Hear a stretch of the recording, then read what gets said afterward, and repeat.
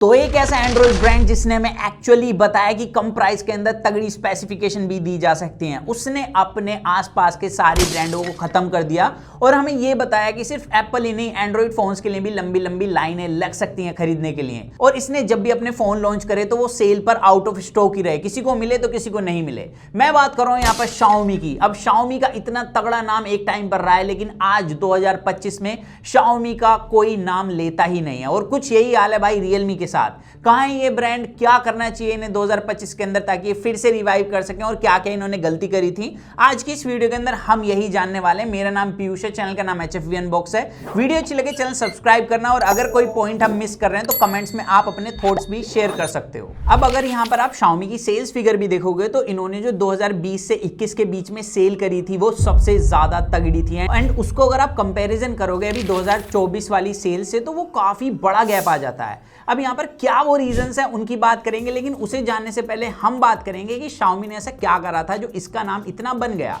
तो यहां पर सबसे पहला पॉइंट आता है भाई price and specification. Like Xiaomi ने अपने 10-12 हज़ार के अंदर इतनी तगड़ी स्पेसिफिकेशन दी थी, इतनी तगड़ी बिल्ड दी थी कि हर कोई उन्हें लेने के लिए अट्रैक्ट हो रहा था। इनफैक्ट नोट 4 फोन मैंने खुद परचेज करके भाई यूज करा था, मेरे को काफी ज्यादा कमाल का फोन लगा था। एक तो उसके अंदर प्रोसेसर काफी अच्छा था, कैमरास भी भाई प्राइस के हिसाब से काफी ज्यादा वैल्यू ऑफर कर रहे थे, एंड वहां पर जो बिल्ड मिलती थी दूसरा कोई स्मार्टफोन ऑफर नहीं कर पा रहा था। अगर मुझे सेम स्पेसिफिकेशन के साथ कोई दूसरा फोन चाहिए था, मतलब दूसरे ब्रांड का फोन चाहिए था, तो वहां पर सैमसंग या वीवो जैसी कंपनी थी, एंड उनके लिए हमें अच्छा खासा अमाउंट पे करना पड़ता था, लाइक 20 से 25 हजार रुपए। एंड ये बात तो आप सबको पता ही होगा कि 2017 और 2018 में अगर आप 20-25 हजार वाला फोन ले रहे हो तो आप मोटे पैसे वाले खानदान से बिलोंग करते हो, मतलब ये वाला ओरा हुआ करता था 20-25 हजार वाले फोनों का। तो यहां पर इसी वजह से Xiaomi के फोन इतने ज्यादा फेमस हुए। इनफैक्ट इनको एक नाम और दिया गया था हम सबकी तरफ से, वो था एंड्रॉइड का एप्पल। और अगर आपने गौर किया हो तो भाई 2017 से 18 के बीच में ई कॉमर्स भी बूम पे था, एंड Xiaomi को उसकी एक बड़ी एडवांटेज डेफिनेटली मिली, क्योंकि इन्होंने पूरी पार्टनरशिप करी भाई फ्लिपकार्ट, Amazon से अपने अलग अलग सीरीज वाले स्मार्टफोन्स की, जिसकी वजह से इन्हें फायदा क्या हुआ कि ऑफलाइन के अंदर अगर आप कोई प्रोडक्ट लॉन्च करते हो तो वहां पर लॉजिस्टिक्स की, एम्प्लॉइज की, कमीशन, काफी सारी चीजें हमें देखनी पड़ती हैं। अब यहां पर इन्होंने ऑनलाइन फोन्स को लॉन्च करा, जिसकी वजह से वहां पर फायदा क्या हुआ कि ये कम प्राइस के अंदर अच्छी स्पेक्स दे पाए और ये अपना मार्जिन भी रख पाए। हालांकि Xiaomi पहले से कोई बड़े मार्जिन पे काम नहीं कर रहा था, ये बात हम सबको पता है। तो यहाँ पर कम मार्जिन के साथ साथ ये अच्छी स्पेसिफिकेशन दे पाए, और साथ ही लाइक हम स्मार्टफोन ऑनलाइन ऑर्डर कर रहे हैं भाई और वो हमारे घर पे आ रहा है, और ये वाला ओरा वही फील कर सकता है जिसने उस टाइम पर ये वाले स्मार्टफोन ऑनलाइन परचेज करे थे। तो भाई ये वाली वजह से भी Xiaomi को कहीं ना कहीं पुश मिला आता है। एंड थर्ड आता है यहाँ पर मेरे हिसाब से वो है फोमो। लाइक अगर आप Xiaomi को देखोगे तो Xiaomi एक ट्रिक काफी करता था, वो था कि सेल वाले दिन ये विद इन अ मिनट्स अपने फोन को सोल्ड आउट दिखाता था, जिसकी वजह से एक फोमो क्रिएट हुआ करता था। मतलब हम लोगों के दिमाग में ये चीज आती है कि अगर कोई चीज इतनी ज्यादा सेल हो रही है तो डेफिनेटली उसके अंदर कुछ ना कुछ तो अच्छा होगा। और यही चीज मैंने भी एक्सपीरियंस करी थी जब मैं नोट 4 इनका परचेज कर रहा था। भाई 1-2 सेल तक तो मुझे मिला ही नहीं था, मतलब सोल्ड आउट हो जाता था 1-2 मिनट के अंदर ही। और वहां पर एक प्रॉब्लम और मेरे को लगती थी Xiaomi के फोनों के साथ, कि जब ये फोन लॉन्च करते थे तो वो मिनिमम बेस वेरिएंट जैसे इनका 6 GB का है तो वो सेल पर आता ही नहीं था, वहां पर मिलता था आपको 8 GB का, जिसके लिए हमें 1-1.5 हजार रुपए एक्स्ट्रा पे करने पड़ते थे। तो जिनको भाई कमाल का फोन चाहिए वो तो 1-2 हजार रुपए एक्स्ट्रा पे कर ही देंगे, तो वो फोन बाय कर लेते थे उस प्राइस पे भी। मस्त प्लान है।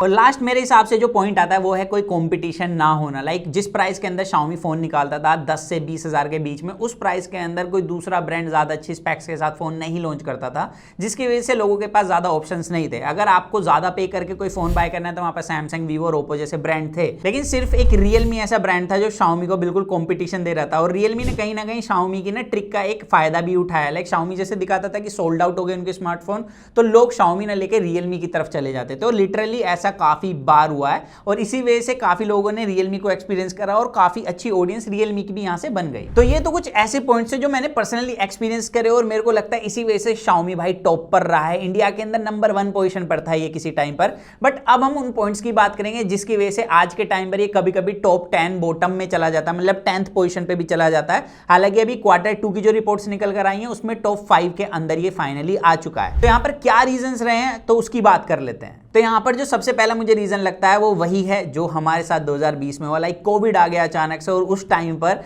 एंटी चाइना सेंटीमेंट्स काफी ज्यादा तेजी से फैला कि भाई चाइनीज प्रोडक्ट हमें बाय नहीं करने हैं, दूसरे ब्रांड के प्रोडक्ट बाय करने हैं।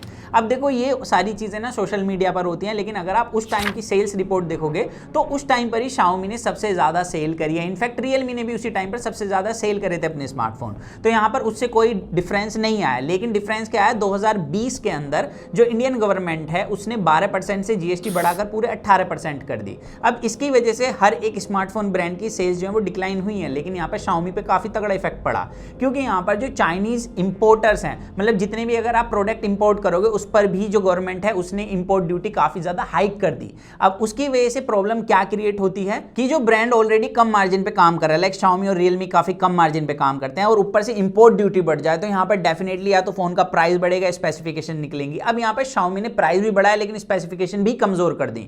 हमने लास्ट जो Xiaomi की तरफ से नोट सीरीज बढ़िया देखी वो नोट 10 सीरीज थी, लेकिन इनकी बेस्ट जो सीरीज है वो भाई नोट 9 सीरीज को बताया जाता है। यहाँ पर मैंने पर्सनली भी एक्सपीरियंस करा था। नोट 10 के अंदर इन्होंने एमोलेड पैनल वगैरह तो डाले, लेकिन वहां पर कैमराज में हमें दिक्कतें देखने के लिए मिली। साथ ही इन्होंने भाई प्राइस को मेंटेन करने के लिए थोड़ा सा ब्लोटवेयर भी ज्यादा डाल दिया, जिसकी वजह से लोगों ने इन्हें डेफिनेटली बहुत ज्यादा क्रिटिसाइज करा, और ऊपर से इनका जो सर्विस एक्सपीरियंस है वो भी लोगों को बेकार मिलने लगा। और काफी सारी रिपोर्ट्स ये भी निकल कर आई जो Xiaomi और Realme जैसे ब्रांड है हार्डवेयर जो यूज करते हैं वो काफी चीप क्वालिटी का होता है, जिसकी वजह से इनकी लाइफ ज्यादा नहीं होती और फोन आपके जल्दी खराब हो जाते हैं, और फोन फटे भी काफी सारे। लाइक एक टाइम पर यह माना जाता था कि अगर आपने Xiaomi की नोट सीरीज अपनी पॉकेट में रखी हुई है तो वो कभी भी फट सकती है। और जो मेजर पॉइंट इनका रहा है कि कम प्राइस के अंदर अच्छी स्पेसिफिकेशन देते थे, और वो चीज भी नहीं रही थी, जिसके बाद जो इनके यूजर्स थे वो दूसरे ब्रांड की तरफ डाइवर्ट होना स्टार्ट हो गए, क्योंकि अगर ज्यादा खर्च करना ही है तो दूसरे ब्रांडों की तरफ क्यों ना जाए। यहाँ पर मोटोरोला ने भी अपने भाई काफी सारे स्मार्टफोन कम प्राइस के अंदर अच्छी स्पेसिफिकेशन के साथ लॉन्च करना स्टार्ट कर दिए थे। वन प्लस जो एक फ्लैगशिप किलर स्मार्टफोन निकालता था उसने भी अपनी नोट सीरीज नई नई लॉन्च करी थी, वो काफी ज्यादा फेमस हुई है, एंड उसका भी एक बहुत बड़ा रीजन है जिसके वजह से Xiaomi थोड़ा सा पीछे हुआ था। उसके बाद यहाँ पर भाई सैमसंग की तरफ से हमें ए सीरीज देखने के लिए मिली। हालांकि ए सीरीज कभी भी वैल्यू फॉर मनी ऑफर नहीं करती है, यहाँ पर सिर्फ उसका जो नाम है वो सॉफ्टवेयर एक्सपीरियंस और ओवरऑल सिक्योरिटी के लिए काफी अच्छा माना जाता है। अब यहाँ पर उसके अलावा भी काफी अदर ब्रांड भी हमने मार्केट के अंदर देखे, लाइक इन्फिनिक्स हो गया, टेक्नो हो गया, लावा हो गया। ये ब्रांड भी अगर आप देखोगे तो आज के टाइम पर काफी तगड़ी स्पेसिफिकेशन प्रोवाइड करा रहे हैं। इनफैक्ट मैंने अभी इन्फिनिक्स का GT30 यूज करा था पर्सनली, 20,000 के अंदर आने वाला फोन, उसकी गेमिंग परफॉर्मेंस काफी अच्छी है। और उसी सेगमेंट के अंदर अगर मैं कोई Xiaomi के फोन को कंपेयर करने बैठ जाऊं आज के टाइम पर, तो Xiaomi का फोन डेफिनेटली उससे काफी पीछे हो जाएगा इन टर्म्स ऑफ ऑप्टिमाइजेशन और परफॉर्मेंस। और जो इनके उठने के पीछे एक मेन पॉइंट था कि हम ऑनलाइन ही अपने फोन को सेल करेंगे, या ज्यादा से ज्यादा मी होम जो इनके स्टोर होते हैं अपने, उन पर हम फोन्स को सेल करेंगे, ऑफलाइन में भी करना है तो। उस चीज ने भी कहीं ना कहीं इनको बैकफायर करा है। वहीं दूसरे ब्रांड जो थे भाई वो ऑफलाइन पर भी काफी अच्छे तरीके से काम कर रहे थे। यहां तक कि अगर आप देखोगे तो सैमसंग के पूरे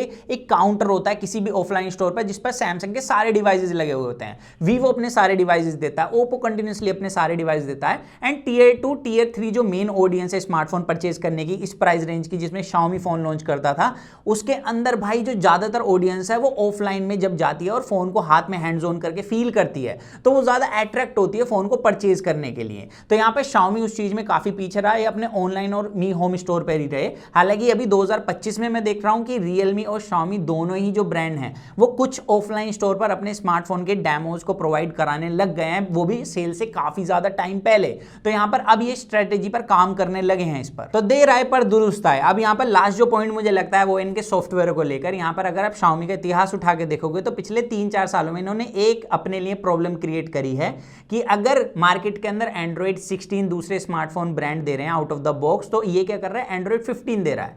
अब उसके साथ इन्होंने 2 साल की अगर अपडेट प्रोवाइड कराई है हमें मेजर वाली, तो वहां पर हमें टेक्निकली देखा जाए तो 1 साल की ये मेजर अपडेट मिलेगी, क्योंकि दूसरे ब्रांड के अंदर ऑलरेडी वो सॉफ्टवेयर हमें मिल रहा है जो कि एक बार अपडेट के बाद देंगे, एंड दूसरा ब्रांड वहीं पर हमें 2 साल की मेजर अपडेट दे रहा है। एंड मैंने देखा है विद टाइम जब से यूट्यूब वीडियोस वगैरह बनना चालू हुई हैं, रिव्यूज आने चालू हुए हैं, मार्केट के अंदर इतनी अवेयरनेस हो गई है लोगों को कि भाई ये बताओ कि कितने साल की हमें यहाँ पर मेजर अपडेट मिलेगी। एंड लोगों का मानना ये भी है कि ज्यादा टाइम की अपडेट का मतलब ज्यादा स्मूथनेस और ज्यादा नए फीचर्स मिलेंगे और एक तरीके से फ्यूचर प्रूफ हो जाएगा स्मार्टफोन। तो Xiaomi वहां पर लैग करता था, इनफैक्ट आज भी करता है। अगर आप इनके Xiaomi के फ्लैगशिप फोन भी उठा के देखोगे तो वहां पर भी इतने साल की मेजर अपडेट नहीं मिलती जितना सैमसंग अपने मिड रेंज फोन के अंदर दे देता है। तो ये भी एक पॉइंट है जिसकी वजह से मुझे लगता है कि कस्टमर Xiaomi को ना पिक करके दूसरे ब्रांड की तरफ गए हैं। और देखो Xiaomi ने खुद भी कंफ्यूजन क्रिएट करी हुई थी मार्केट के अंदर कि सेम स्पेसिफिकेशन के साथ अलग अलग नाम से फोन लॉन्च करे, और यही सेम चीज आज के टाइम पर Vivo और iQOO भी कर रहे हैं। Vivo अगर कोई एक फोन लॉन्च करता है तो iQOO भी सेम बॉडी को सेम स्पेसिफिकेशन के साथ कोई दूसरा फोन लॉन्च कर देगा। यहाँ पर नाम अलग होते हैं बस, बाकी सारी चीजें सेम होती हैं। इनफैक्ट भाई Realme की भी सेल अच्छी खासी डिक्लाइन हुई है। अगर आप चाहते हो कि मैं उस पर भी एक वीडियो लेकर आऊं तो मुझे कमेंट्स में बता देना। वैसे यही कुछ पॉइंट्स हैं Xiaomi के जो मुझे लगता है कि इनकी सेल्स डिक्लाइन होने के पीछे रीजन हो सकते हैं, और अगर आपको लगता है कि कोई और भी रीजन था हमसे मिस हो गया तो आप कमेंट्स में वो जरूर बताना। तो बस यही था आज की इस वीडियो के अंदर। अगर आपको इस तरीके की वीडियो देखना पसंद है, चैनल सब्सक्राइब जरूर करना, वीडियो लाइक करना। तो मिलते हैं जल्दी कूल और एक्साइटिंग वीडियो में। तो जब तक के लिए जॉन मैं guys, to watch your heart, stay tuned with that your फी एंड बॉक्स गाइस।